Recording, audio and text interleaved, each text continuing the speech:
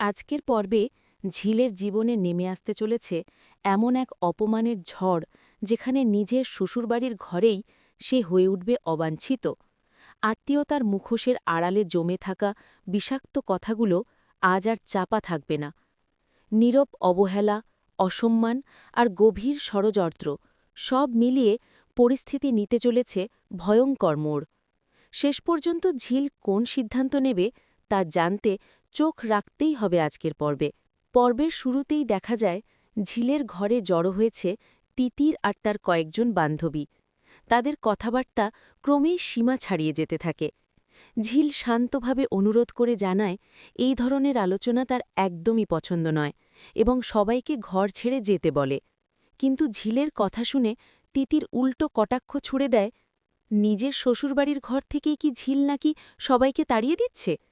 ঝিল অসহায় গলায় জানায় সে কোথাও যাওয়ার জায়গা নেই, তাই অন্তত ওরাই যেন চলে যায়। কিন্তু তিতির থামে না। আরও তীব্র ভাষায় সে আক্রমণ করে বলে, আজ বাসর রাত, ঝিল যতই ডাকাডাকি করুক কেউ আসবে না। এরপর ইঙ্গিতপূর্ণ কথায় সে ঝিলের চরিত্র নিয়েও প্রশ্ন তোলে, যেন ঝিলই নাকি তার দাদাভাইকে ভুল পথে চালিত করেছে। এই কথা শুনে ঝিল আর নিজেকে সামলাতে পারে না। নিজের নামে কটু কথা সে সহ্য করলেও স্বামীর সম্মান নিয়ে অপমান সে মেনে নিতে পারে না। ঠিক সেই সময় শাড়ি হাতে ঘরে ঢোকে সুদর্শনা। ঘরের অবস্থা দেখে সে প্রশ্ন করে, এখানে এত লোক কেন? তিতির ব্যঙ্গ করে জানতে চায়, সুদর্শনা কি আজ এই ঘরেই থাকবে? উত্তরে সুদর্শনা জানায়, রাত অনেক হয়ে গেছে, তাই আজ সে এখানেই থাকবে। কথার মাঝেই তিতির আর সুদর্শনার মধ্যে তর্ক শুরু হয়। সুদর্শনা স্পষ্ট জানিয়ে দেয়, বয়স আর সম্মানের সীমারেখা ভুলে যাওয়া ঠিক নয়। ঝিলের চোখের জল দেখে সুদর্শনা তার কান্নার কারণ জানতে চায়। ঝিল ভাঙা গলায় বলে, এই অপমান আর সে সহ্য করতে পারছে না। তার ইচ্ছে করছে সবকিছু ছেড়ে এই বাড়ি ছেড়ে চলে যেতে। কিন্তু সুদর্শনার ঠান্ডা অথচ দৃঢ় স্বরে জানিয়ে দেয়, ঝিল নিজের ইচ্ছা এই বাড়িতে আসেনি, তাকে এখানে আনা হয়েছে, তাই এভাবে চলে যাওয়ার কথা ভাবাও ঠিক নয়। ঠিক তখনই সেখানে এসে পৌঁছায় সাক্ষ্য। সে জানতে চায় কি হয়েছে। তিতির বিষয়টা ঘুরিয়ে বলে, ননদরা নাকি গল্প করতে এসেছিল, কিন্তু ঝিল নাকি তাদের অপমান করে তাড়িয়ে দিচ্ছে। এবার ঝিল সাহস সঞ্চয় করে সব সত্যি বলে দেয়। সে জানায় কিভাবে তার নামে অশ্লীল মন্তব্য করা হয়েছে, চরিত্র নিয়ে কাঁদা ছোড়া হয়েছে, এমনকি বিয়ের বিষয়েও নোংরা কথা বলা হয়েছে।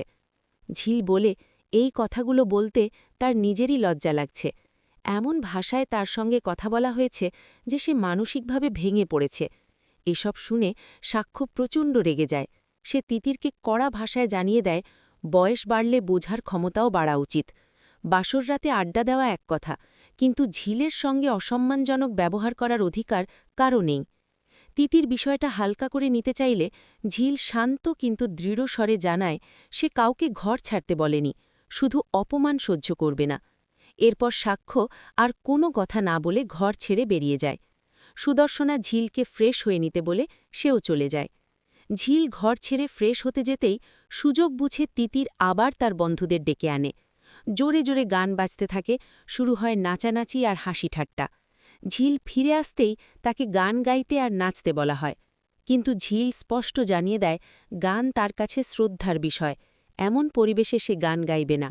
সে খুব ক্লান্ত, শুধু একটু ঘুমোতে চায়। এই কথা বলেই সে মেঝেতে চাদর পেতে শুয়ে পড়ে। অন্যদিকে বস্তিতে ঝিলের বিয়ে নিয়ে আলোচনা চলছে। মেনুকা ঈর্ষায় ভরে বলে, শেষ পর্যন্ত ঝিল নাকি বড়লোক ঘরের ছেলেকে ফাঁসিয়েই বিয়ে করেছে। কিন্তু পাড়ার কাকিমারা তাকে ধমক দিয়ে থামিয়ে দেয়। তারা বলে, ঝিলের ভালো হওয়াটাই তাদের আনন্দ। আবার শ্বশুরবাড়িতে দেখা যায় তিতির আর তার বন্ধুরা আরও জোরে গান চালিয়ে নাচতে থাকে। বিরক্ত আর অপমানিত ঝিল ঘর ছেড়ে বেরিয়ে যায়। তিতিরের বন্ধুরা সন্দেহ করে ঝিল কি সব